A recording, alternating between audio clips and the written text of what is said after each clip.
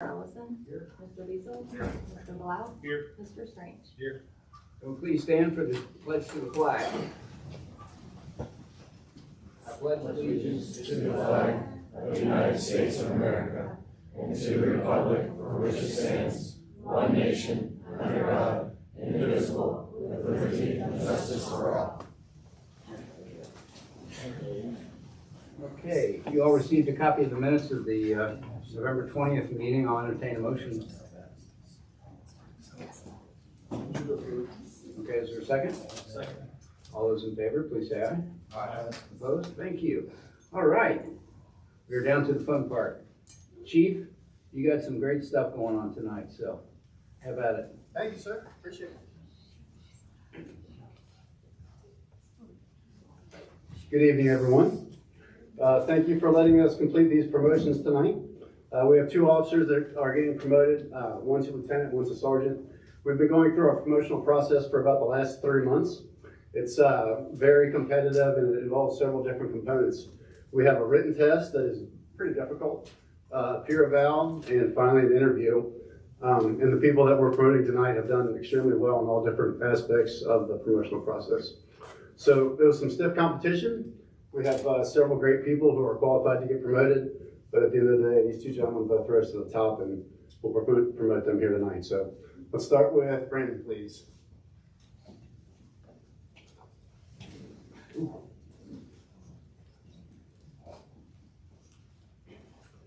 Brandon's been with us for 9 years. He spent his entire police career here in Fort Thomas. Brandon is heavily involved in our in-house training. He does defensive tactics, firearms training, and also vehicle operations for us, and does a great job with all that.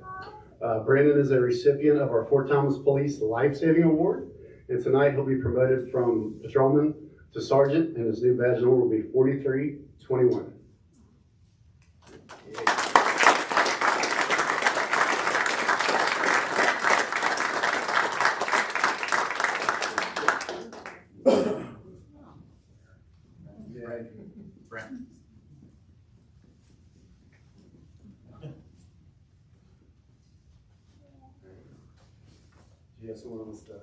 Yeah, my brother. It's a bit of a tradition to let at least one family member come up and poke him. So Then we'll get to the speech. what speech he says.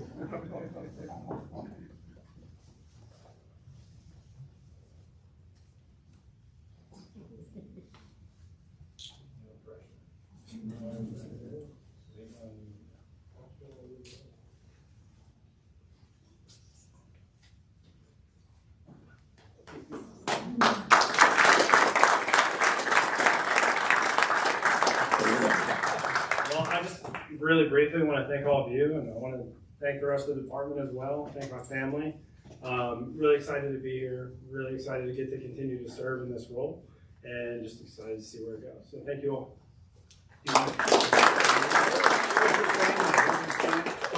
Okay, so yeah, my mom and dad are over there. First ones I saw. My daughter's sitting next to her. My oldest son is next to him. We got nephews in the back. No, just one. No, there's the other one. Sorry. There's 3 little guys, all 3 years old, and they're hard to spot. My brother was up here. One of my best friend Kevin, drove down from Columbus, and then my wife's standing in the back with Princeton, aka Tony. He's a foster placement that came to us on November 27th. That's awesome. Congratulations. Thank you so much.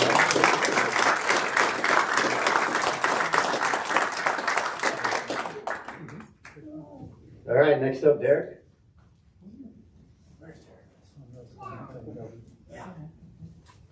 Guys, Derek's been with us for 11 years. He spent his entire police career here in Fort Thomas. Very well known as a well-rounded police officer. He's already been a detective. He's already been a sergeant. He's already been a training officer. He's already served on the SWAT team, and he was very instrumental in getting our new Citizens Police Academy up off the ground and running again. Outside of work, Derek is very active within our Fort Thomas community, lives here, has a bunch of kids, member of the Lions Club, just an all-around great guy. And again, throughout the process, he did extremely well, so we're happy and we're lucky to promote him here tonight. So Derek will be a lieutenant, and his new badge number will be 4216.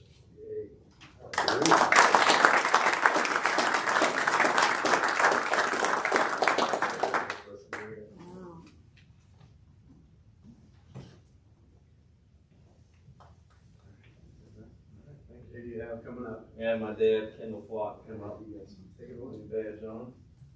We had a little tutorial before, and Practice round? Yep.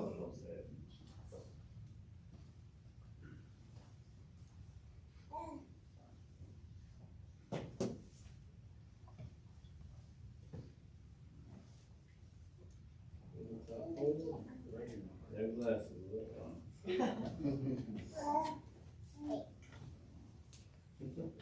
You know what? Just let me do it.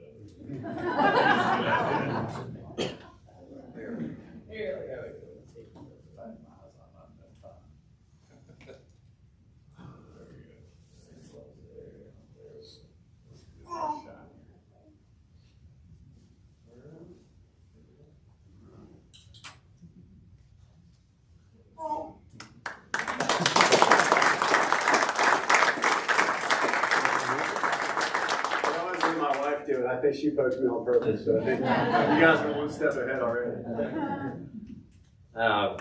Didn't really prepare to say anything, but I just want to thank you guys for giving me the opportunity. I love working here. This is a great place to work. We got a great group of guys.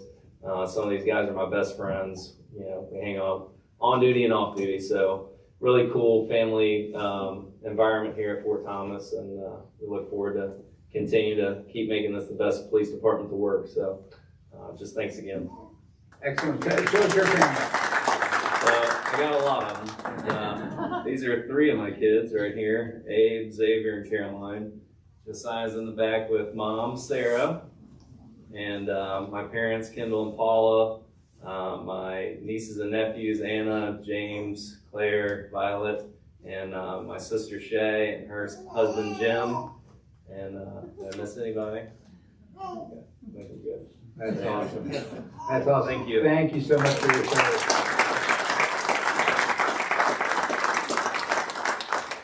I do want to say that we are truly blessed in Fort Thomas. We have an outstanding police force, absolutely outstanding. And it was not an easy decision because so many people were qualified for these positions. It was very tough. And you know, we're blessed in this town, and we're always labeled as one of the safest cities anywhere, in Kentucky especially, but anywhere. And you can tell because even though the majority of the police force is in this room right now, we're still safe in Fort Thomas. I think there's some other people out there on the street right now. There must be. Anyway, thank you all so much. Thanks for your service to the city. We appreciate it very much. And thank you all for being here tonight. We're going to go on with our meeting. You're welcome to stay and watch the meeting, or you're welcome to head out if you like.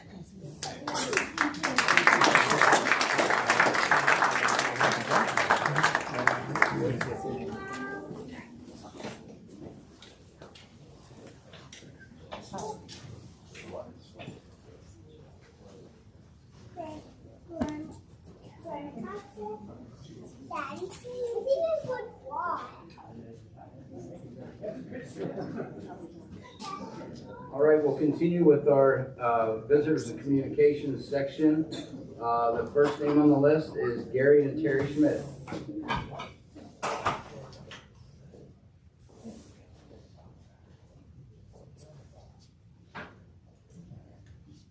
Thank you for welcoming us to speak this evening. Our comments will be very brief. Just wanted to introduce ourselves and say that we are owners at One Highland, and very happy to be here in the community.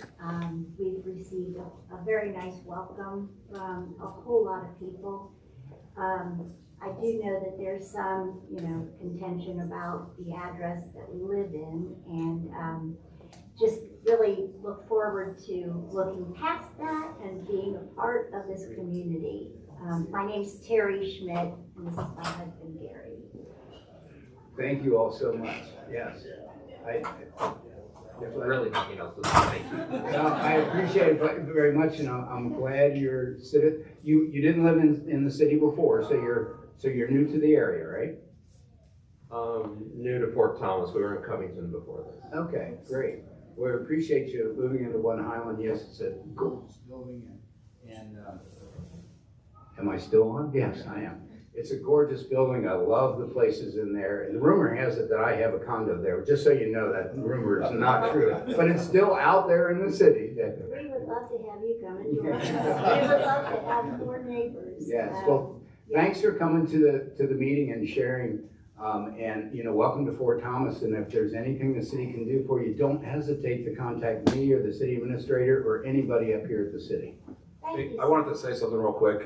I don't know if you guys realize this, but when they had the open house, I don't know, it was a couple months ago, when they displayed all the art up there on the top floor, she was kind enough to curate that. And for those of you who made it, it was outstanding. They actually opened up the second weekend because it was amazing.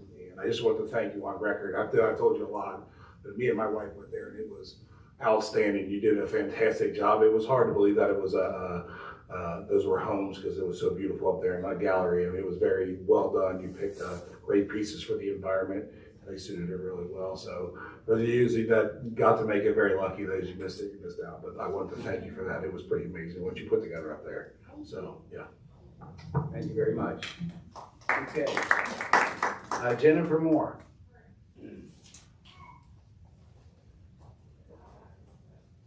Hi, good evening. Is this too loud? Okay. I was encouraged to come speak for the first time by Officer Donovan. Apologize if I don't get his title correct, but this is regarding street safety. On November 29th in the morning, 7:45 to 7:50, I was taking my son to middle school and coming off of Tremont onto North Fort Thomas Avenue. I'm very careful because we have St. Thomas traffic, we have children, we have people walking, dog walking, you know, all of the wonderful things that happen. There was a near incident that I called about because it was an electric scooter boy on there, maybe about 12 years old. He was in dark. He had a gray hoodie on, was all covered up.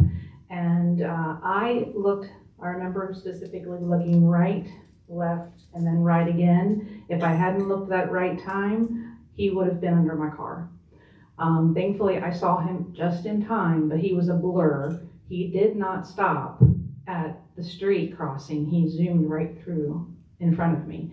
And so again, he was going northbound on South Fort Thomas on the Tremont side.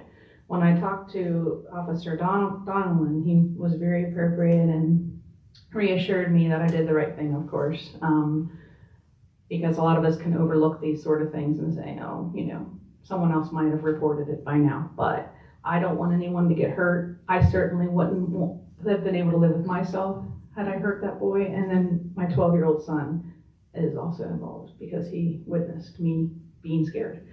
So not to go into too much detail, but these scooters are an issue, we know that. Dusk in the morning, dusk at night, or you know, darkness, they need to have at least some sort of lighting on these scooters. We require that for bikes, that they have, walkers need to have flashy lights to alert us. So I feel very strongly, that's why I'm here, my first only time being here, so thank you. Thank you very much for your comments. Is there any requirements for lights or anything else? Yeah, that's a very good point. I know I see more and more of them out there. Obviously, as technology advances, it's hard for laws to keep up with technology, as we say. Is there any rules or restrictions about what they, as bikes too, are they required to have reflectors at night and lights? I don't think they're required to have headlights and taillights. No, but I mean, like, I'm sorry, like some type of light or reflectors. Yeah. I mean, bikes should have reflectors. Bikes should have reflectors, kids should wear helmets. Yeah. People should follow the rules. Yeah. But as So- far as the scooter law, is there anything like, are they considered bikes or are they considered mopeds?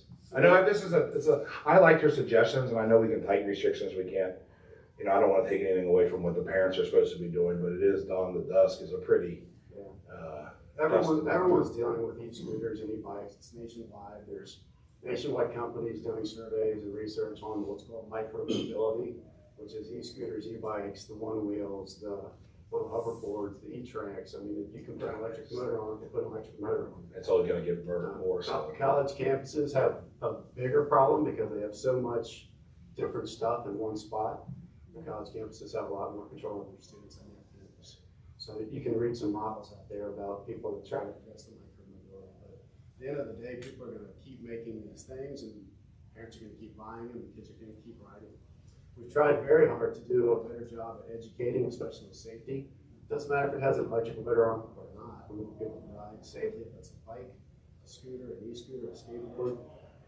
We still have kids that are out skateboarding, and when they wipe out, sometimes they wipe out in a way that they shouldn't be. They're on the sidewalk, and sometimes their skateboard flies out to the street, into the street. So it's a general umbrella about all these things. I know that e-scooters feel new. They have been pretty popular since about 2019. But the newness of the e-scooter and they're going faster and the e-bikes and they're going faster, it's just gonna keep going. And we'll keep doing our best with safety and teaching classes and staying on top of any laws that could come out of Frankfurt that help us address it. But that's kind of where it stands now. I hear exactly what you're saying. And I can assure you we've all seen it during the day, after dark, you name it, they're out there. So thank you for coming up and talking about that. Could we require them to have lights? I think that's a Tim question.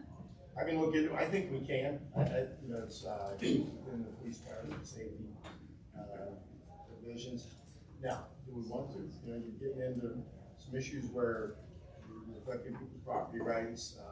Ultimately, a parenting issue. But I agree with that, but it is getting to the point where we have to catch up somehow, and maybe reflectors or lights or something that we require to have on there is at least a reason for officers to, if they don't have something, to pull over, educate them, just warn them.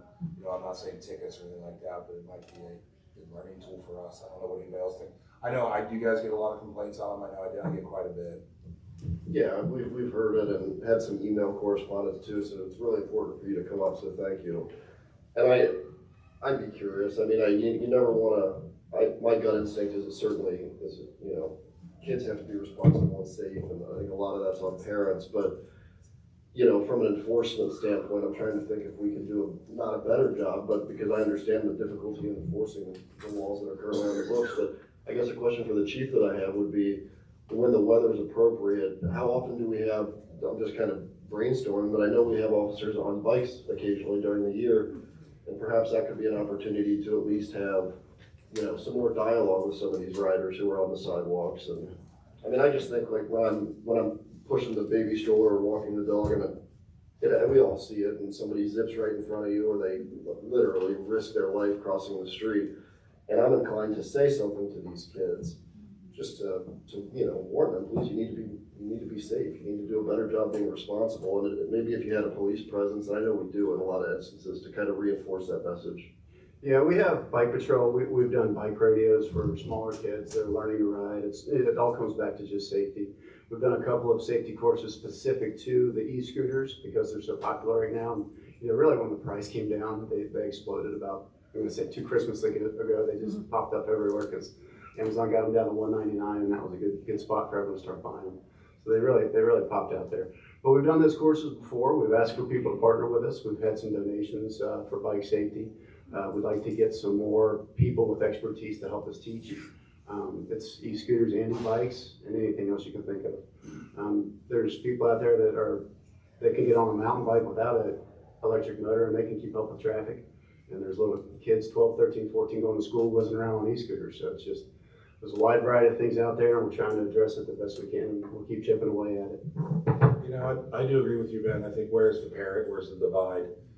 I do think we could probably strengthen the laws a little bit. I mean, if we are requiring adults who drive cars to have lights and seat belts and the safety requirements, we sure can probably address it with children who are going 25 miles an hour as well too, you know what I mean, who have less wherewithal of their surroundings. I know when I was on a kid, I got hit by a scooter. I was on a scooter and got hit by a car coming in front of Marisol right out of the center of town. It was my fault. I didn't even hit power. I was zooming down and they came out from under the bank thing and got me, and I was stunned, you know what I mean, got up and rolled off.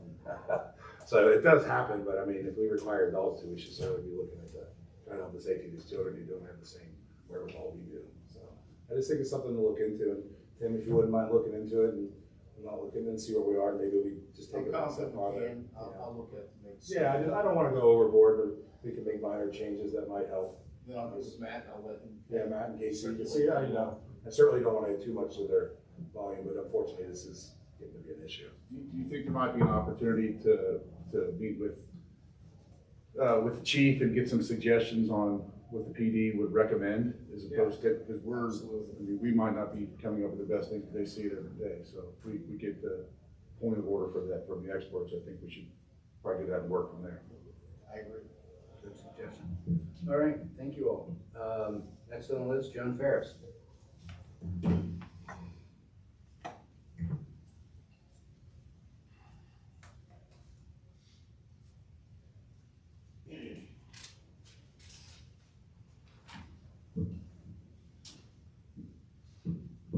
Hi, Joan Ferris, 66 Bernie Lane. I was at the November meeting of City Council that a full 8.5-minute monologue was delivered uninterrupted from the podium by a person I believe to have been Dan Gorman. That monologue is now and will forever remain part of the official public record stored in the archives of our city records. Unchallenged, it now stands as our city's truth. And to describe it as vengeful and hate-filled would be an understatement at the very least.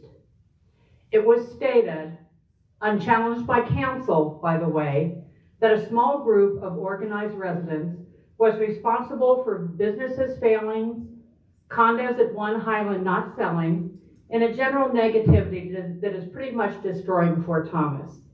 Quote, certain people are not just not supporting Fort Thomas businesses, but are actively working to hurt them. He followed that statement with, no idea who these people are, but I just hear. Unsubstantiated generally gets determined to be untrue. This guy said, celebrate when a condo sells instead of trying to sabotage sales with negative effort. Again, there was no validation or evidence presented that sales have been sabotaged in any way. It's my opinion only, but my guess is that people who are interested in one of the condos at One Highland would not likely be swayed by anyone sitting in this gallery tonight or any night. Since the November meeting, I've heard plenty of denying, I've heard plenty of crying, and I've certainly heard plenty, more than plenty, of lying. At the 46-minute and 15-second mark, Gorman proclaimed, I just feel like the negativity is growing. It is becoming a little bit of a cancer. Immediate applause from the gallery served as affirmation that those who cheered were drinking Gorman's Kool-Aid and believed every word he told them to believe before he brought them there. But cancer, that was a punch to the gut. In my heart, I believe this language crossed the line of civil discourse. It's untrue, unkind, unwarranted, and unacceptable. We are not a cancer. To think some people actually applauded other people being considered cancer is beyond the pale. But did it stop there? Oh no, I only wish it had. But sadly, at the 55-minute and 15-second mark, exactly to the penny, 9 minutes after Gorman related to us as cancer, an elected member of our city council, Mr. Pendry, stated, you can't tell me we don't need more people in this town like Dan. I ask you, do we really need more people calling even more people cancers in our town? Will that thought now be incorporated into our city's mission statement? Dear God, I hope not. That vision sincerely surprises me. It troubles me to no end that the divide in our city has become close to cavernous in width size. Not denouncing the hateful speech that was, in fact, even applauded last month can only broaden the width of this divide. Unfortunately, I believe we are getting treacherously close to a point of no return in our city. Something's got to give. 4 minutes, 14 seconds, point 43. Agreed? Thank you, Jen. Thank you, Matt. Actually, a little less than that, You must have not heard me say Joan Ferris, 66 Farm. so. Yeah, I'll let you have that for free. Thank you so All much. right. Still under 5. Well, thank you. Let me follow up. Joe Swirling, next. Let me follow up real quick with Jen, Joan. I just want to, you know, I really do feel empathy for you guys who feel slighted by that. I can't thank some of you enough, Peggy, you guys enough for kind of bringing a lot of stuff to the attention that we may have overlooked in the planning and zoning. I think some of that might get very misconstrued, that you may somehow dislike or discredit what happened at One Highland. I don't personally, I think you're trying to salvage or make sure that we maintain our historical value that our town has so much. And I think some of it gets twisted sometimes because of the passion that comes out of your guys, that when you guys talk. And if it wasn't for you guys, I know that I would not be where I am and what I know on hopefully helping to preserve some of this stuff and save our historical values in our city. And I don't believe that for 1 second that you guys, I've seen you at Fort Thomas Coffee a lot. I've seen everybody up there. I've met Peggy up there. I've seen Sharon up there having coffee. So I think if there was any truth to that, you guys wouldn't be up there. And I just wanted to thank you guys for what you guys have brought You to may the table. mention Fort Thomas Coffee. I've been to Highland Square Cafe probably 18 times since it opened. I was there tonight getting a gift card for a friend. I then, after that, stopped at the bookstore while I was waiting for the meeting. Stopped in, tried to buy a book. The book wasn't for sale. I tried to buy a book. I said, oh, it's autographed. Oh, that was a gift to my wife. I'm sorry. Okay, but I had a glass of wine. I buy clothes at Monera Boutique. I buy probably, I would say 12 out of 13 of my tanks of gas at the BP at Highland and Grand, regardless of cost. The only ones I don't buy there, if I'm at my son's house and my tank says I only have 14 gallons, I'm like, I better fill up over here. I know I pay a little bit more. I want that gas station to always be at the corner so I can get it at any time. I support these businesses. All my flowers come from Fort Thomas Florist. All of my pharmaceuticals came from Fort Thomas Drug Center until it closed. I'm not the one not supporting these businesses, nor are, and we are not a group with a name that is an LLC, people talking. All of us go to these. I know the restaurant's only been open for 2 days to the public, 1 to private. Regardless, I know several people who have gone. These are my friends. They've said wonderful things about it. What are we doing wrong? And if you say sorry about it coming out wrong, who's the negative that's spreading the negative? It isn't us. We say great things. We want it to stay great. We accept that it is great. So why on earth are we the bad guys? And I didn't like mentioning Mr. Pendry, but the fact is he's the one who quoted, you can't tell me we don't need more people in this town like Dan. And he mentioned a few other people. Didn't mention Peggy, didn't mention Sharon, didn't mention Paula. He mentioned others. Yeah, Joan, if I may, I'll just respond, and you can call me by name in the council meeting, that's fine. I understand that your displeasure with my comments. The reason I mentioned Dan and the 2 or 3 other people that I mentioned is simply because they're business owners in the community, and that's the message I was trying to relay, was that these Is Dan a business owner? Property owner? Well, he's contributed a lot to businesses. He's called us cancer. Pardon me? He's called us cancer. Well, I understand your frustration with that. I was simply reiterating the fact that I think these people, their message was that they put so much of their time, money, and effort into the community, and they felt slighted at times. And so my message was just simply that, and I know that we all I've met with you all at Fort Thomas Coffee, Joan. I know you spend your money in town too, and I think that's great that we all try to do that the best we can. My message and my point is just that, these people need some visibility and recognition for the effort and the time and the money they put in. And so let's do the best we can in that regard. That's why I wasn't calling out individual residents or anything. It was simply because the business owners representing the business community had spoken that evening, and I wanted to give them due gratitude, which I feel they certainly deserve. They hadn't spoken at that time. It was after that diatribe that Mr. Diesel said, are there any business people out here? Did he not recognize them? It's like, we didn't realize he knew that they were plants in there. Are there any business people who would like to come up and talk? Well, sure they would. I mean, why don't you just say, we have some business people, come up and talk. Tell us about One Highland. The coffee shop. Tell us about the Post. Tell us about the new bookstore, which is pretty interesting. It really is an interesting and these people are really nice. I've been with them to 3 meetings. They were nervous about coming, and they're great. I support them wholeheartedly. But we're the bad guys. We're spreading the negativity. And what was funny is they said the coffee shop's always crowded. Kamal's always crowded. Padrino's is always crowded. Who's not supporting them? I would think that they think they're being supported. And that comment was before they came up and spoke. I would love if they would come and talk to us. They could talk to us when we're in their establishments.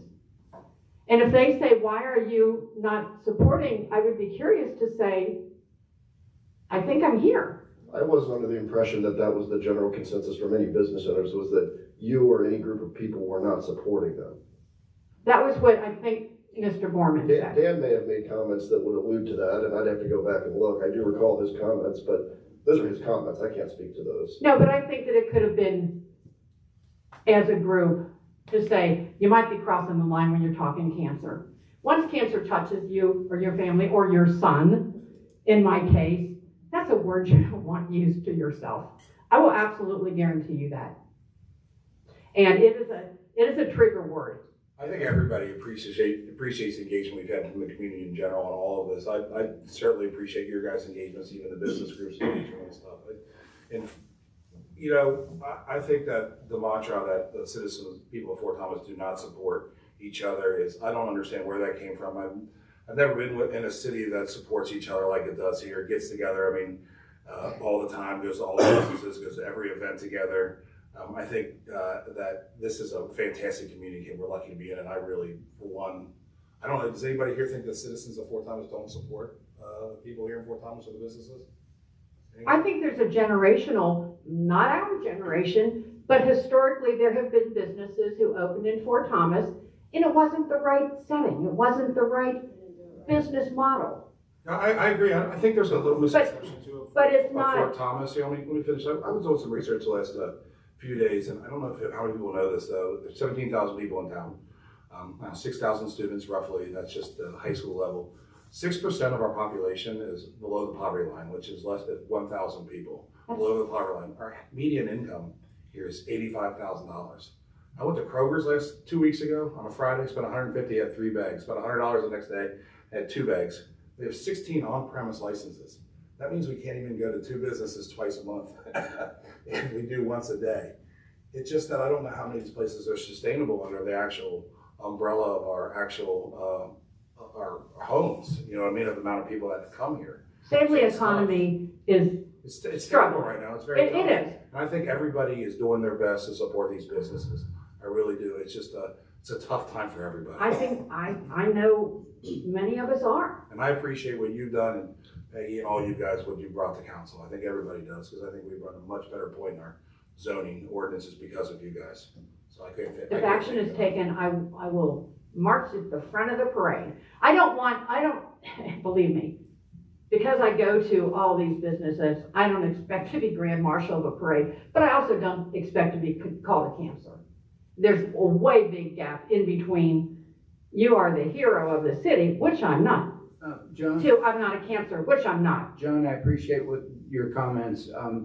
I had some conversations with Dan prior to that evening, and he never mentioned anybody's name, and I don't believe he did that night. He did not. I think in my conversations with him, most of the focus was on the online stuff, the Facebook folks. I have not. So I would love to know who those people were. I don't know. I don't get on Facebook. My wife does. I think he was just making general comments about some negativity, and social media tends to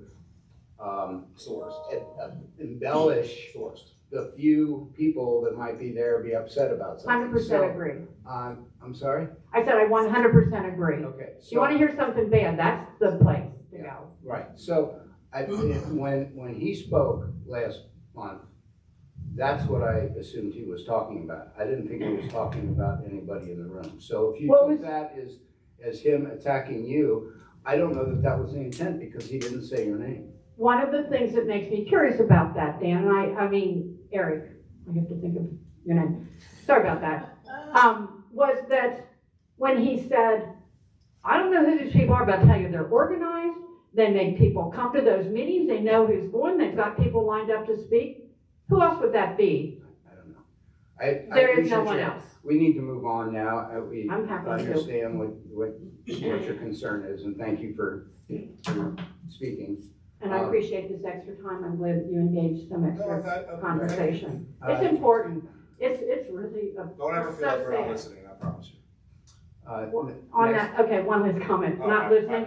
If you go back and look at all the meetings, when one person is speaking, all eyes are looked at him. When some from this group are looking, people are turned around, they're on their phone, they're looking down. The attention is a little different. So I appreciate your saying you listen. Thanks, Adam. Next on the list is Joe Schwerling.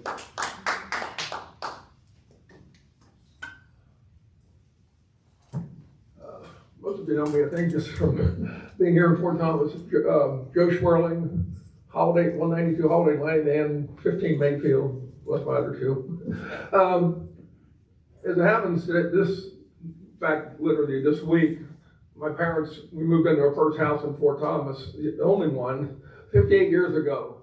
Wow. And for over 40 years, I've also owned the property over in Mayfield, so I've been that whole triangle area, Highland, Fort Thomas, went to St. Thomas and all that. Anyway, coincidentally, I put down street safety. It fit my title today, particularly. In all these years I've been driving Fort Thomas, the few times I've spoken has generally been something relating to the streets and improvements and so on.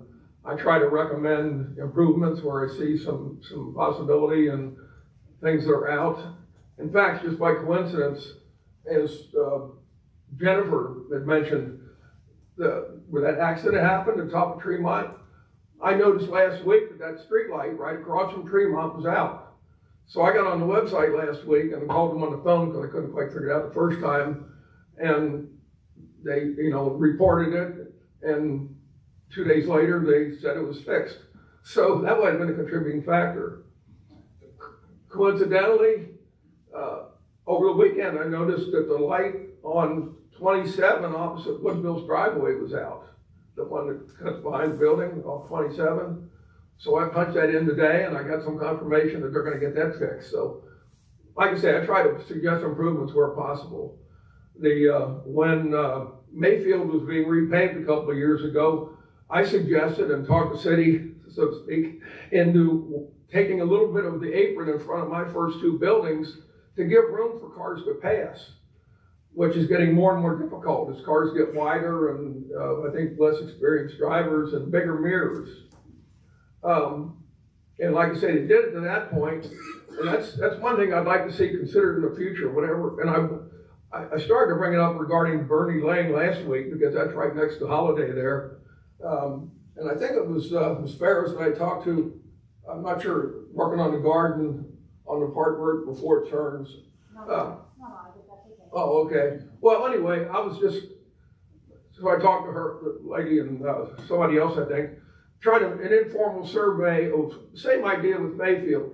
I'd like to see the city consider anytime they're going to widen one of these or repave these streets like Mayfield and things where parking is so tight because of either parking on one side and barely room for two to pass, or parking on two sides where nobody could pass either way. Consider and maybe survey the residents if they're willing to give up 2, 3, 5 feet of the grass on one or both sides. Usually it's a utility pole that's in the problem on one side. Mayfield, we did it on the other side. But, if we've been far enough ahead, I'd suggest considering that on Mayfield, because just a couple of feet picked up, when you got 3 to 4 feet of grass on each side, you can bring it in, and it's a balancing act. Those that are concerned about safety, some are going to say, well, you widen it a little bit, then it'll go faster. And then again, they'll be able to pass more safely. So anyway, just something to consider on that. The main thing that came up tonight was, again, regarding Tremont. And I've noticed the double yellow lines that got down the middle on the hill part. I would like to suggest, and the other night, I was coming back from where St. Thomas is, heading back to the subdivision, and it was damp, the road was a little wet, and it's hard to tell where the median is to safely pass another car, particularly with my eyesight and getting darker and my clouded headlights. Anyway, I think it would be, I'd like to suggest that just like they did on the bottom of Tremont, consider it all the way up. Have a double yellow line. I mean, obviously there's no problem with cars passing each other, but it makes a nearly 1 foot median for people to know which side of the line they are. Because I keep seeing more and more people driving, either hugging the line like on Highland Avenue, or getting too close to our cars. And in fact, a car with a couple of young teenagers, I'm standing next to my car on Highland Avenue, and they went by, and even though the street was plenty wide, they managed to hit my mirror. It broke their mirror. Mine was okay. I just bent it back out. But I mean, I'm standing between two cars, one before where people were coming, and then mine, and then another one beyond that. And so they had plenty of room, and like I say, I'm standing between the cars, so I wasn't at risk, or I wouldn't have thought I was. But in Highland Avenue, cars can readily pass. Anyway, just another sign that, and I was told by a couple of neighbors that they were told by police to park on a curb or even on the grass, maybe on Highland Avenue or something. But then I heard from other city people who said they hadn't recommended that. But anyway, in a nutshell, I just want to recommend, consider, like I say, a double yellow line, particularly on streets like Mayfield and Claney Crest and Tremont and Pentland. Pentland's a wider street with parking once they improved it, but because the paving line of the asphalt isn't right in the middle, I think people have a hard time making sure where it is. So on streets that have plenty of room, I suggest a line to make sure people know, because like I say, people get paranoid about getting too close to one side or too close to the yellow line, and causing, and I think that's a simple way to do it. Joe, I don't know if you're aware of this or not. We just finished repaving Tremont, right? That's one of the streets we did. We actually put bump outs on that street, added an extra stop sign. I think was it CT Consultants actually moved the stop signs on the street to allow they're more visual. We added a double yellow line at the bottom right, and with the bump outs. So we have just recent. I mean, yeah, well, that's what brought it to my attention, seeing the yellow line at the bottom. And then it happened. So we try to do these things in stages, right? So we see what that is going to address right now, and then hopefully we'll revisit here in a few months and see if that is still going to be an issue, because that is just within the last month. It's been. When did we finish that? I mean, close to 2 months. 2 months now. Yeah, we just did our first drive-through on Friday. Me, Andy, and Lauren as part of the Public Works Committee. So I think we're definitely keeping an eye on Tremont for sure, because a lot of people turn around from the I think it would be a great way to, for nothing more than that little bit of paint, helping people have their bearings on where they are so they don't hit each other going in opposite directions or with mirrors. And, I don't disagree. I think for the 40 years I've been on Mayfield, cars always used to pass. Now, they've got, 500 feet down the street waiting for somebody to go the other way and that didn't used to happen when the cars were smaller, the mirrors weren't as big. And again, I think the people just aren't used to it that much. Cars got bigger because we got bigger. Yeah, but like I say, I like the way it did on Tremont. I just like to see it extended. No, I don't see any reason why they couldn't do the whole street. And then these other ones, these semi-arterials, again, Pentland, the ones that have parking on one side only. And one last thing, like another situation, like on Newman Avenue. I mean, going back to, 5 years or more ago, the city inadvertently painted the line down the middle of the street when the cars weren't parked. and then they had to rub it out, and then a new center. I'm not sure if there is a dividing line now. We added one to Chesapeake and Islands down there once we realized the Yeah. traffic was going down there, so. But not even necessarily the islands, but just having a line during the true center. You know, like I say, even if it's only, you know, less than a foot, that yellow line helps people get oriented. Like I say, night the other day on Tremont, I couldn't clearly tell which side of the, you know, when a car came the other way, so.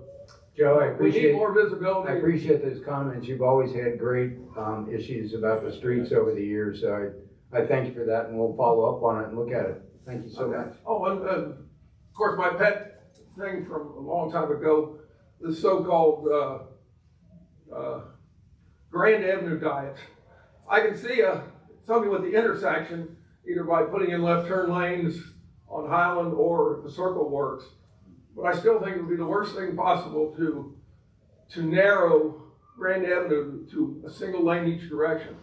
There are so many curves, you can't go by that way hardly any time that there isn't a delivery truck or cars backing in or out of their driveway. And like I say, the sight line is so short and so frequent. I do think maybe the spike lane thing you were talking about on Fort Thomas Avenue, I think that might be a good alternative. At least the bikes would know to be there and not be in hazard from driving on the sidewalk or and so on. But Okay. if We'll take parking that, was, yeah, we'll take that into consideration, because that hasn't proceeded at all, so. it winds so much that you can't see far enough ahead to react and if it's one lane only, then people are just gonna be frustrated and the bends slow people down, except for the few people that are on drugs or something that have had some accidents on the bend. Right. And nothing's gonna solve that. Right. And having a car parked there, with people getting in and out of it would be even worse, so. Thanks, Joe. I'll keep, Appreciate it. contributing my Thanks, advice whenever I can.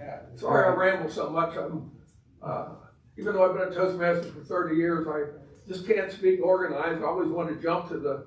You always The get next there. thing. You made great points. Next thing. Thank you. All right, thanks, Joe. Paula?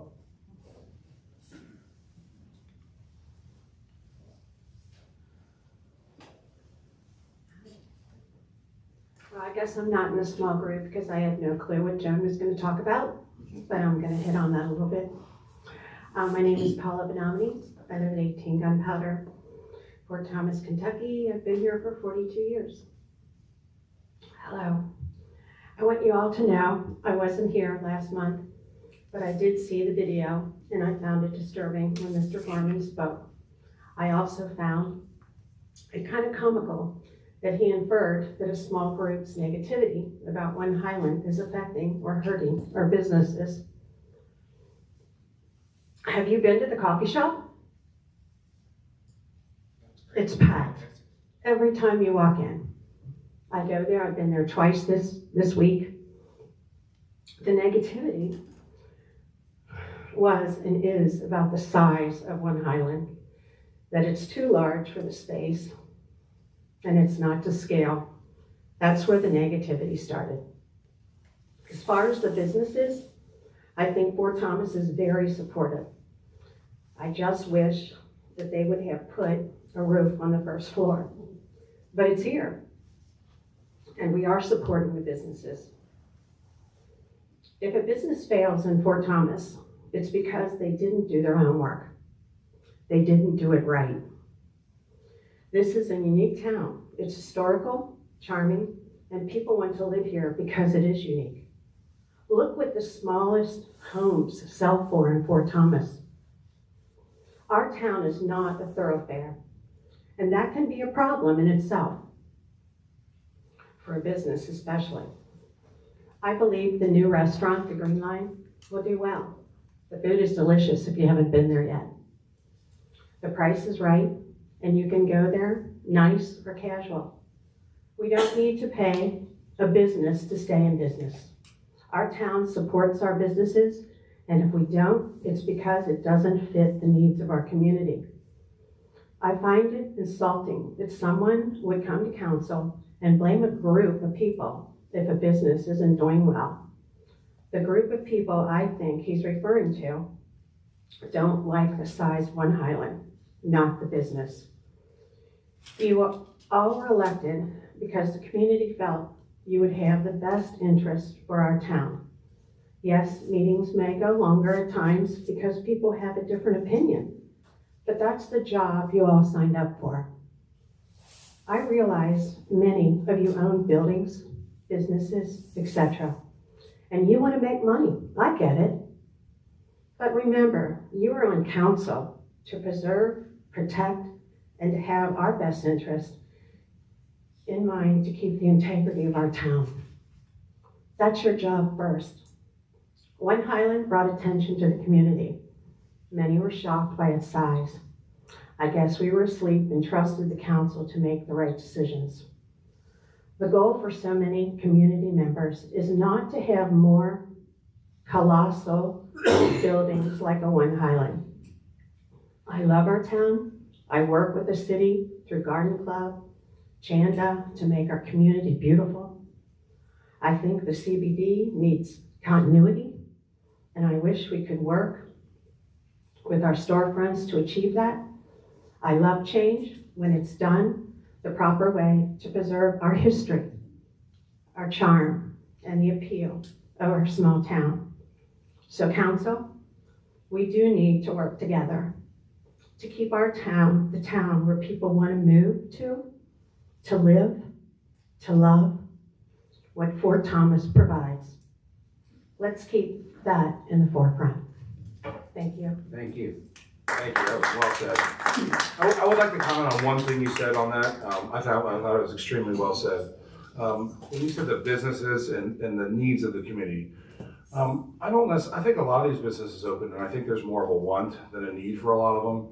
And I think everybody wants them, and some people may get talked into doing something that might necessarily, we don't as a city have the bandwidth to support.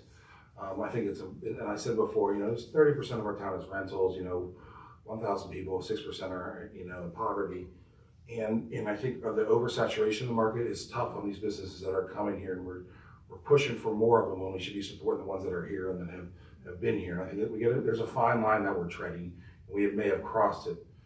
So I just want to say that the needs of the community aren't necessarily, I think that's not as accurate as it is that people want them. But we just don't have a strong enough bandwidth. And people need to recognize when they come in. That's why in the last meeting I asked for statistics and numbers to make sure that we have the right community for this. Like when people want to compare Green Line to the Greyhound Tavern, and I think it's got every potential to be that. But they also have Dixie Highway and Buttermilk Pike. You know what I mean? And so, and the Green Line is fantastic. I went there. Those cafes are the finest restaurateurs in the city. Just about. They are amazing, amazing people. I can't wait to eat there again and visit them more often. But just be very wary that a lot of people do stuff out of passion and not out of numbers. And that's why I think that numbers are so important. We talked about that last time. So I just wanted to say that. But thank you very much for your words. I think everybody, I for one love One Highland. I like the community getting together at Fort Thomas Coffee. I think they are the anchor of that, and we are very lucky they invested in there. That's for sure. So thank you. All right, Peggy.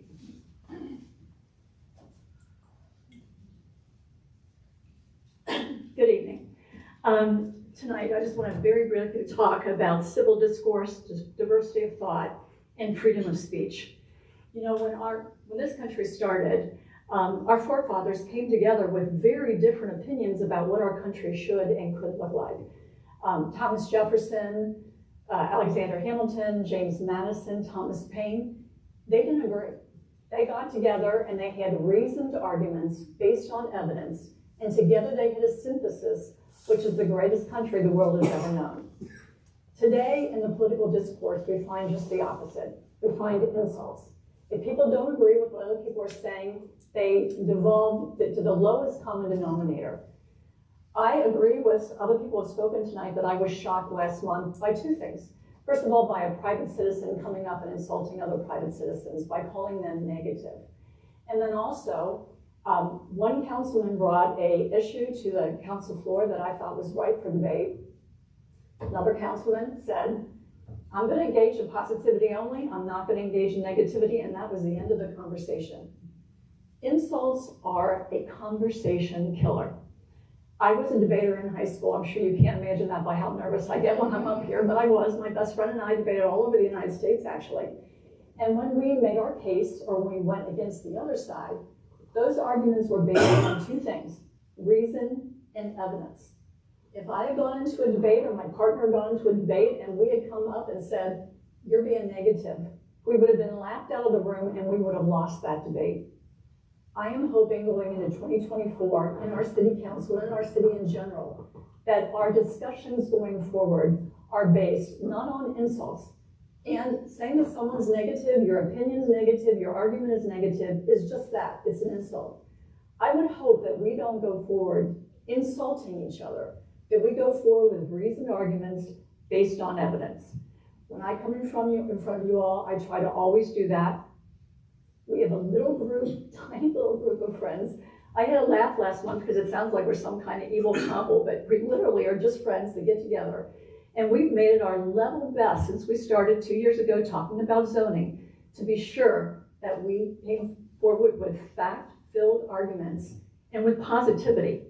We've not brought great mobs of people up to talk to you. We have people who care. These are the people who care about Fort Thomas. We have other people that care, a lot of people that care, that talk to us outside and say, please continue what you're doing. Please bring up to council an alternative point of view. Just because somebody doesn't agree with you doesn't mean that they don't like you or that they don't believe in what you're doing. I know I personally have met with each and every one of you, and if I'm not mistaken, it's been at Fort Thomas Coffee. So I just wanted to say that when we get into insulting or get away from reason or get away from evidence, what happens is we get this conflagration of issues. Like, for example, we come and talk about zoning or about what we would hope our city will look like in the future, what future development might look like. And all of a sudden that is conflated with, we don't support small business, or conflated with, we don't like One Highland. And I think every meeting I've been to, and I know I've talked about this on many occasions, and I've said it and I'll say it again tonight, One Highland is here, it's well done. I hope every condo, every condo goes for 1 million plus. TJ Kramer is my dentist. I go to Fort Thomas Coffee all the time. So these are different issues. Just because you feel one way about one issue doesn't mean that all these other things fall into place.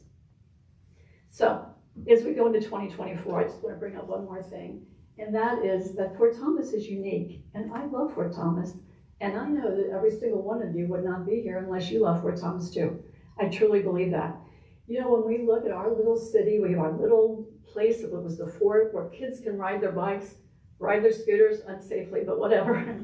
That is very unique in Cincinnati. When I thought about it, the only other communities I can think of that are like ours, really, truly like ours, maybe Marymount, maybe Glendale. So we're not only unique in Cincinnati, we're unique in the United States. There's not a lot of us. So, and cities like us are disappearing. So I would just hope that we have civil discourse based on reason, based on fact, based on evidence, and that this become a safe space for more people in Fort Thomas to come forward.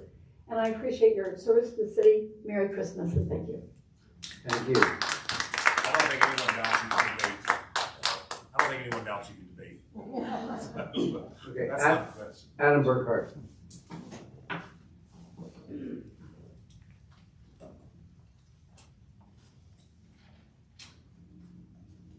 Hi there, my name's Adam, 1427 North Fort Thomas Avenue.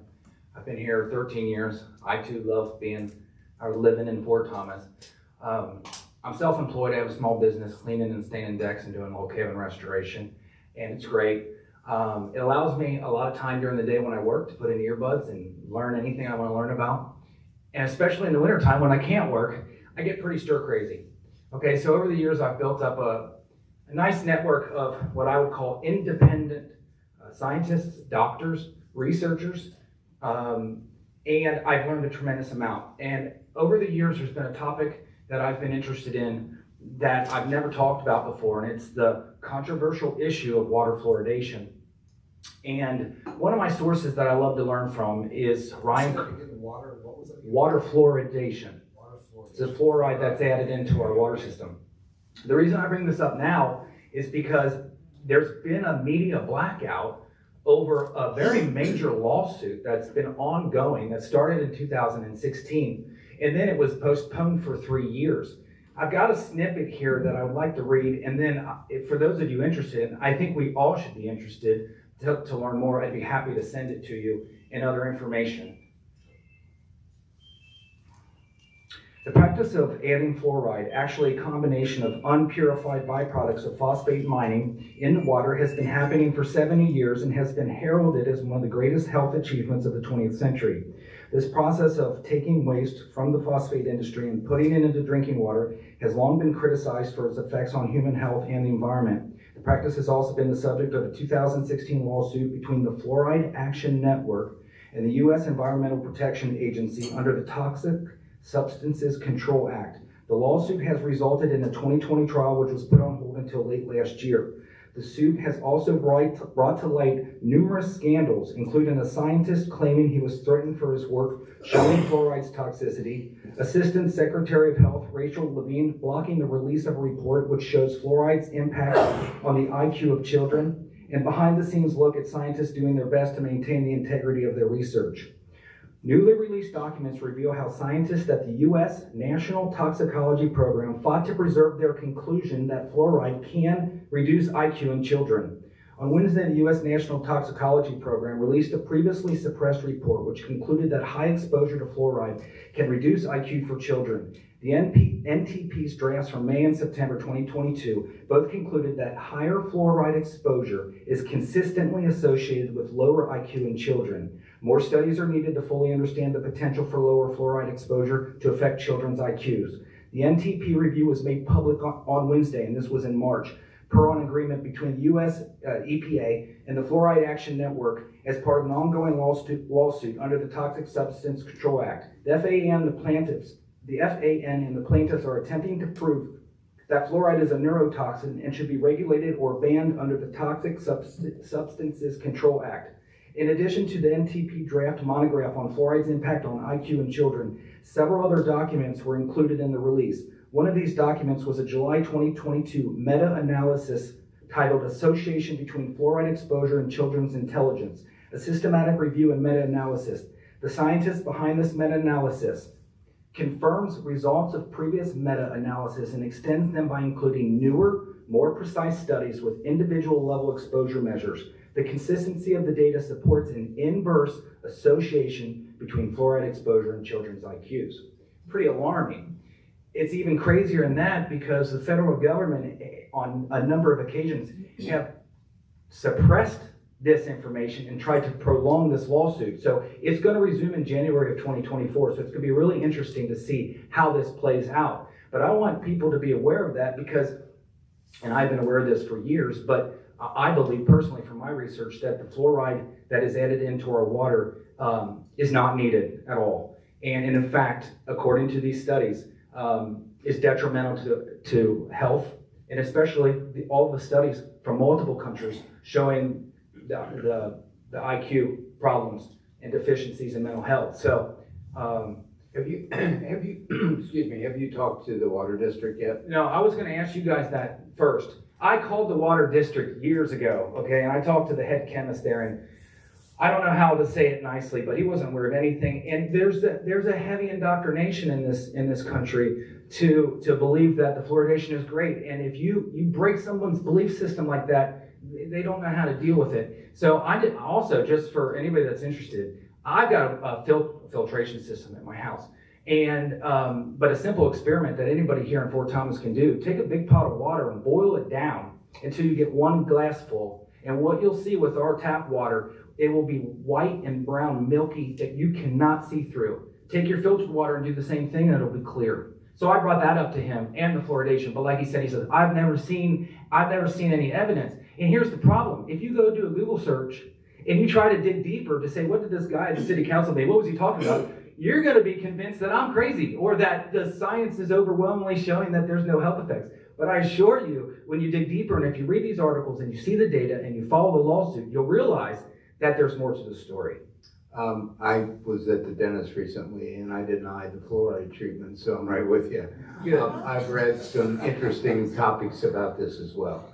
And honestly, the whole COVID thing, I think, got people to ask more questions now about anything else related at all. So I appreciate you bringing this to our attention. And you're right, talking to maybe just asking the questions to the water district about, do they have fluoride and how much? And Oh, I know they have fluoride. What I would like to ask them is if they're aware of this lawsuit and how they're going to deal with it, because the findings that come out that's a good way are to pretty address stark, it. and they're going to need to address it. And I think more people are going to learn, although these findings probably won't be released in mainstream media. So you have to go digging for it. That makes it a huge challenge. There's one other topic of discussion that I wanted to ask you guys about, because it was weird. I was reading a list of the World Economic Forum's smart city list, and it was like cities around the world, mostly major cities, and here's little old Fort Thomas, Kentucky, and I'm thinking, what? So I would be curious, who was it in Fort Thomas that put us on the list? Why did they put us on the list?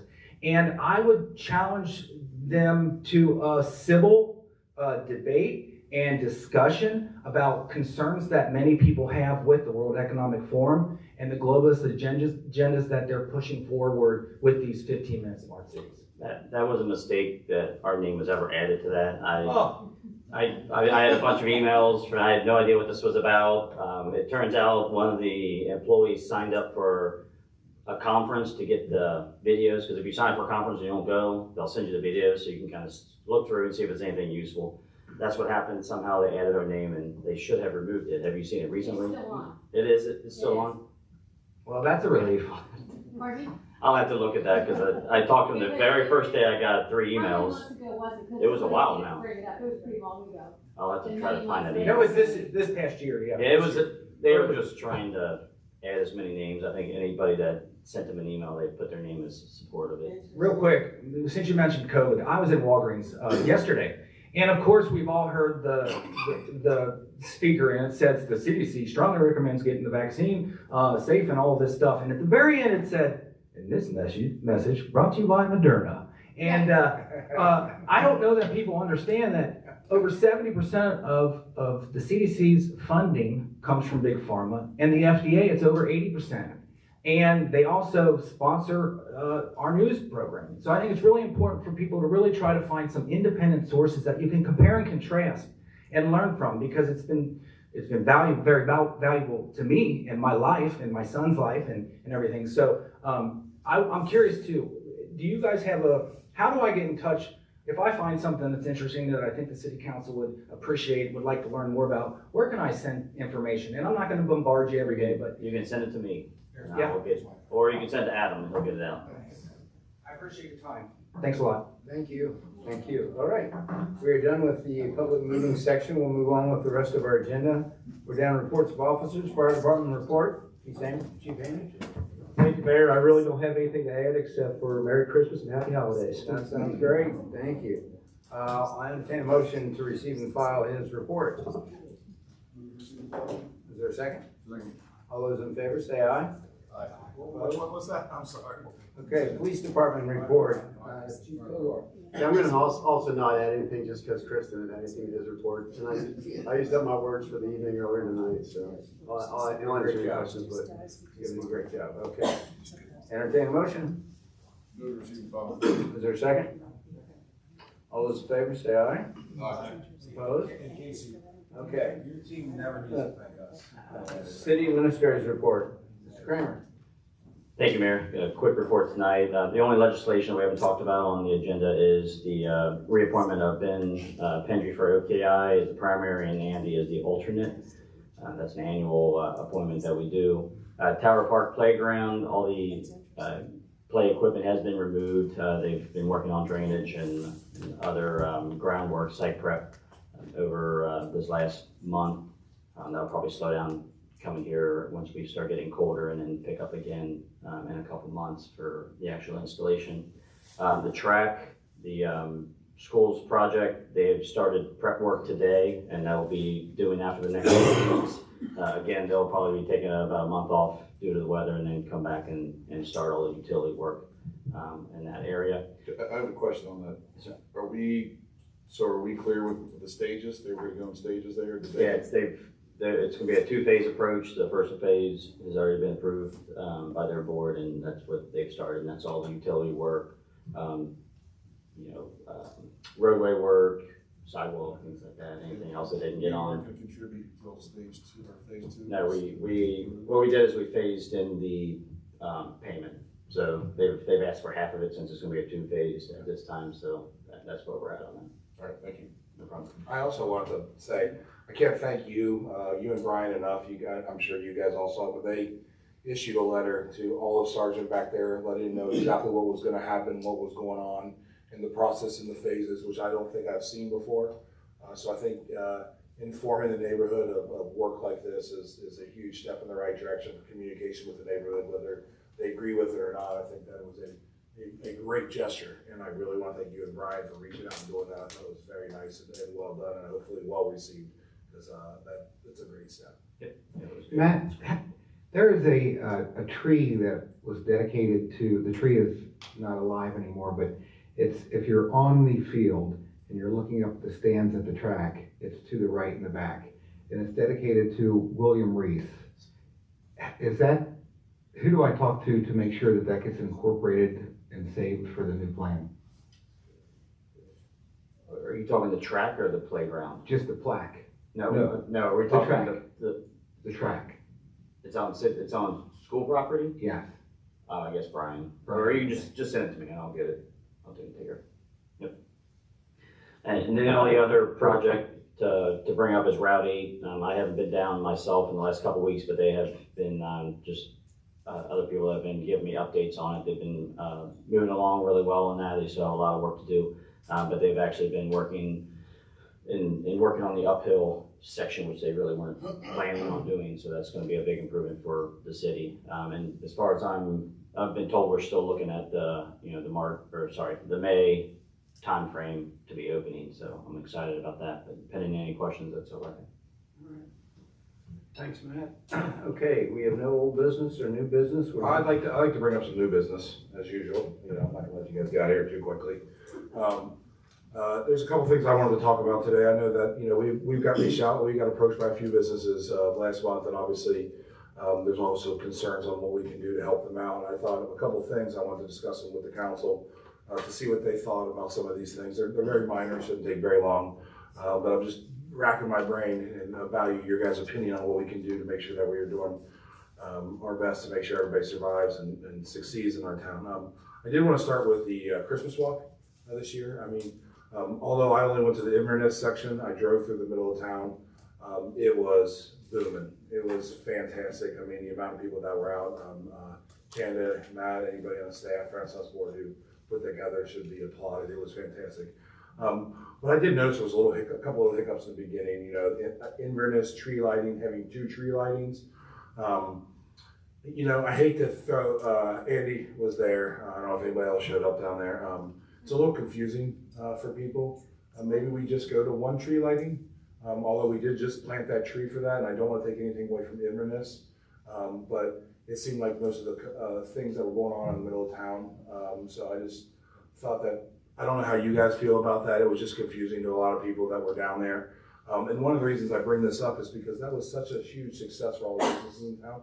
Have we ever considered moving that to the week prior to Small Business Saturday and doing it on the same day as Small Business Saturday, so then you can have an all-day activities with people shopping and community and combining both those? I think that was brought up a couple of years ago, and the reality was the business people didn't want to do that because they're focused on selling product and doing stuff on that day. Okay. And then the Christmas walk was just another day to get some more business. And Christmas walk, they tend to be, making hot chocolate and cookies and less about the business, so they didn't want to combine it. But that was a long time ago. So yeah, I mean, I don't know. I'm just trying to do things. I'm just trying to think of things that we can accent things. I certainly don't want to give up on Inverness, but I thought that there was supposed to be a choir down there. There was, and I don't. It was just a little confusing. You know what I mean?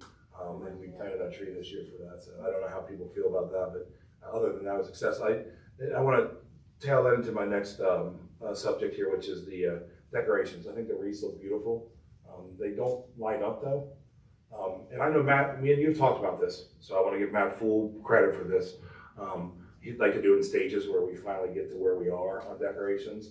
I would like to just jump in head first or feet first into the deep end with this if we dress up the center of town, maybe all the business districts dramatically like they should be done, and they look beautiful now, but if we had lights, actually a hire company to do this, it's infectious.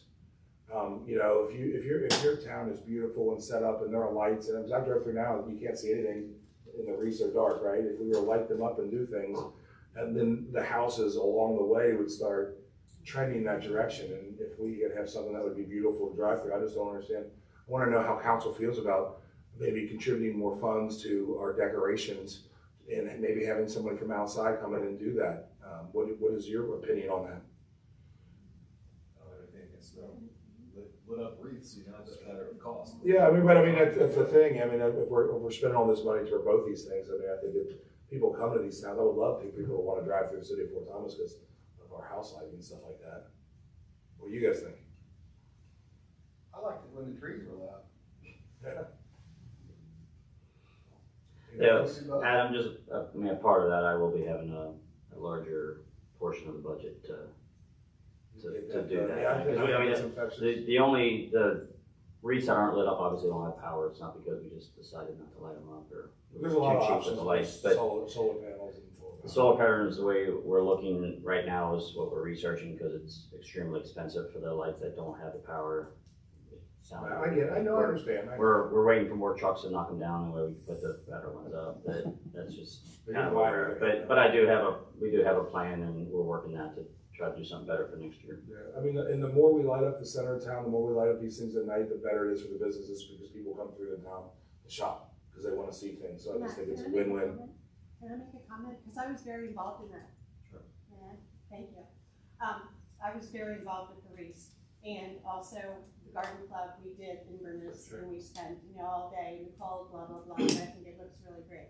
It was confusing. People didn't know where to go. They're so used to it for 15 years of seeing you, the mayor, at Inverness. That's where a lot of people were just all over the city.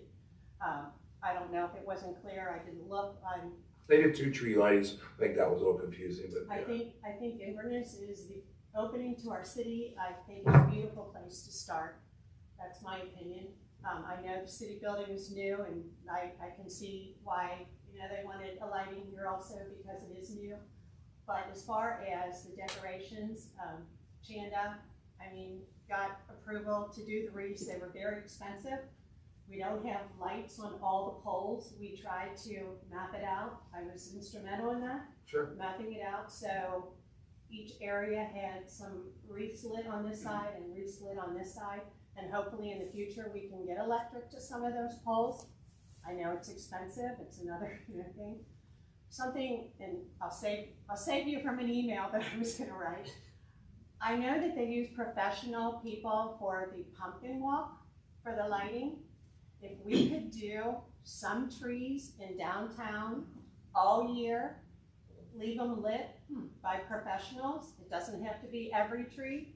I like the trees lit too, but honest to God, the way they lit some of those trees, it was horrible. And so we tried the trunks one year. I was instrumental on that. Well, you had a trunk that was this big, had lights on it, and then you had a trunk that was this big and had, so there was just no continuity. So we thought the wreaths would be a little more continuity in our city, and hopefully we can get more, and hopefully we can get more electric. Maybe we can even wrap the poles like we did in Inverness with lights and then do the wreath with lights, and that'll be beautiful. Yeah. That was my thought was to get ahead of it. I think you guys do a fantastic job. The poles are out right now, and the green lights on the bushes are out right now, and I did send Chanda and Matt. Or Tim. I just want to make sure you have the tools you need for success, and if we need to build on that or back it up, well, and I love the fact that you and the city are working with us because I want it to be beautiful as well as you all do. And it's infectious. It really is. Holidays are infectious. I think if we could have a budget to do some of the nice trees in the CBD and have it done professionally, you go into other towns like Montgomery does. Their lights are on all the time. It's just quaint and charming. And I agree with you. I think that's maybe that'd be an investment that you might look into. So, thank you for letting me talk. No, thank you for that. I'm glad. I just wanted to make sure you guys have the right tools to succeed. That's all. I think that it's an easy fix. It just might take some time, and if we get started now, we're a year out. So yeah, I gotta start somewhere. Conversation. Who funny too, that they started the thing early at the Y? That is so far from Inverness. I think that was just a bike ride. Well, they had sirens, they had cars. I happened to be at a private party at the Post. Somebody goes, what's going on? And it's like the whole thing. Was that just a bike ride? Is that what it was? A police It was, escorted it was. bike ride, yeah. But it was bikes or scooters or, Yeah. well, Skateboards. I know that there were sirens and trucks. I think they're all, I think we're just trying, I think Shannon's doing a great job. She's trying new things, and you can see how successful some of these events are. They don't always work, but we can piece the good things out of them and make things better, so that's That's what I. just really far from Inverness, like. Another thing I was thinking is, you know, I think we have Sam and Chanda who do our Facebook and social media, and I brought this up a lot, is educating them on how to actually put their advertisements up.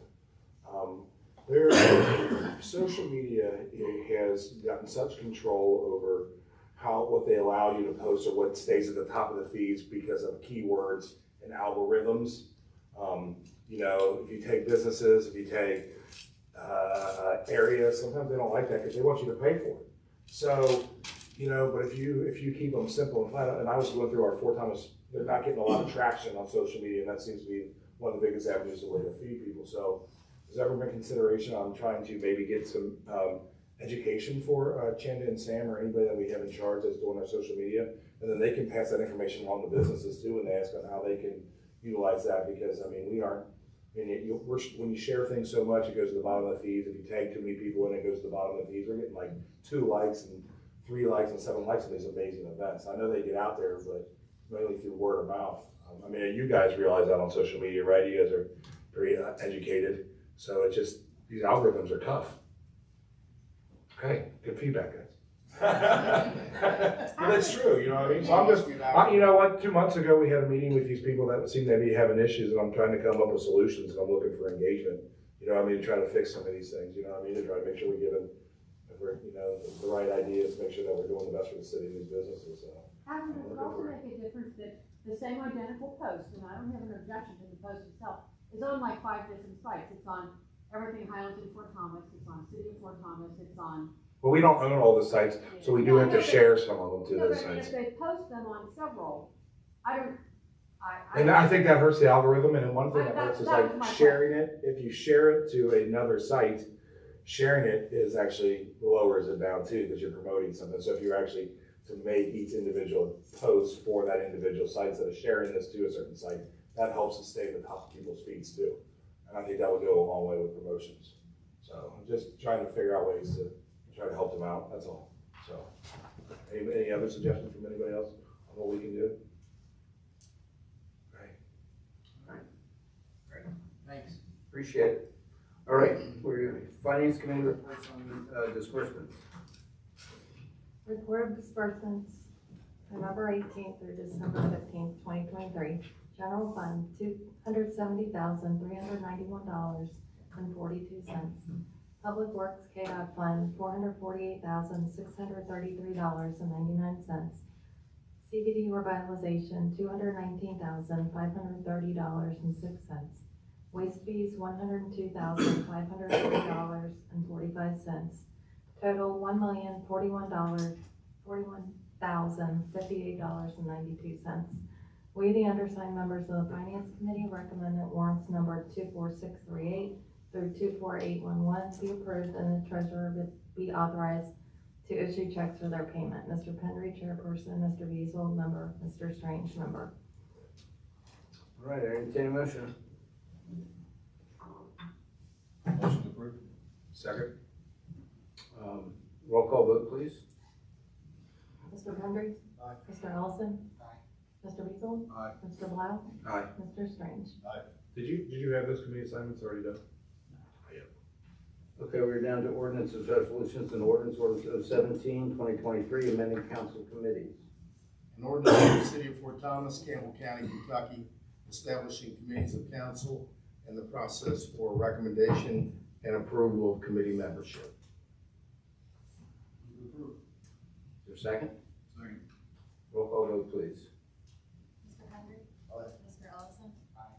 Mr. Weasel? Aye. Mr. Blau? Aye. Mr. Strange? All right, ordinance 018, 2023, tree commission. An ordinance establishing regulations for the preservation and replacement of the tree stock by providing general definitions to be utilized in the enforcement and interpretation of the within ordinance, and by requiring permission to perform certain acts with respect to public trees, and by establishing planning commission functions and technical requirements with respect to new developments in all zoning classifications, and establishing the advisory functions of the tree commission to the planning commission, and providing for regulations on public improvements affecting city trees, and by establishing penalties for a violation of the within ordinance, all within the city of Fort Thomas, Campbell County, Kentucky. Move to approve. Roll call vote, please. Mr. Henry. Aye. Mr. Ellison. Aye. Mr. Weasel. Aye. Mr. Blau. Aye. Mr. Strange. All right, municipal order MO 14. A municipal order appointing Ben Pendry as the Board of Council representative to the Ohio, Kentucky, Indiana, OKI Council of Governments. Move to approve. I'll second. Did you say Andy was the replacement on there? Does he need to be on the municipal order? What's that? He is in the order, it's just not in the summary. Okay. Okay. Motion second. Don't need roll call for this. Right. All those in favor say aye. Aye. Opposed? All right. Need a motion for adjournment. Move to adjourn. Is there a second? All those in favor say aye. Aye. All right, we are adjourned. Thank you all very much.